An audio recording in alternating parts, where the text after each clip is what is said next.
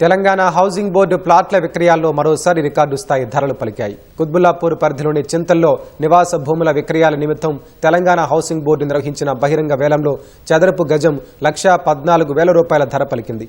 513 గజాల విస్తీర్ణంలోని HIG open ప్లాట్కు ఆఫ్సెట్ ప్రైజ్గా ₹80,000 నిర్ధారించగా బహిరంగ వేలంలో చదరపు గజం ₹1.14 లక్షల కొనుగోలు చేసినట్లు housing board vice chairman VP Gautham తెలిపారు.